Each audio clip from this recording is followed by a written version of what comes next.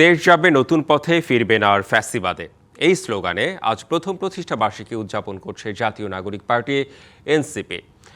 সংগঠনের প্রথম বছরেই রাজপথ থেকে সংসদে প্রতিনিধিত্ব করছে দলটি। পবিত্র মাহে রমজানের কারণে শুধুমাত্র ইফতারেই সীমাবদ্ধ থাকছে এনসিপির কর্মসূচি। ২০২৪ সালের ৫ই অগাস্ট জুলাই গণঅভ্যুত্থানের মধ্য দিয়ে আওয়ামী লীগ সরকারের পতন ঘটে। ওই অভ্যুত্থানের নেতৃত্বে থাকা শিক্ষার্থীদের উদ্যোগেই গত বছরের ২৮শে ফেব্রুয়ারি আনুষ্ঠানিকভাবে যাত্রা শুরু করে এনসিপি। প্রতিষ্ঠার পর থেকে রাষ্ট্রের সার্বিক সংস্কার এবং জুলাই হত্যাকাণ্ডের বিচারের দাবিতে রাজপথে সরব উপস্থিতি ছিল দলটির। ত্রয়োদশ জাতীয় সংসদ নির্বাচনে প্রথমবারের মতো অংশ নিয়ে ৬ জন প্রার্থী সংসদ সদস্য হিসেবে নির্বাচিত হন।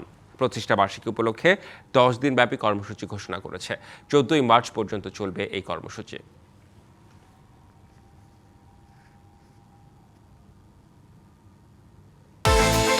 বিকাশ পেমেন্টে ১০,০০০ টাকার বেশি অফার। শপিং চলছে তো।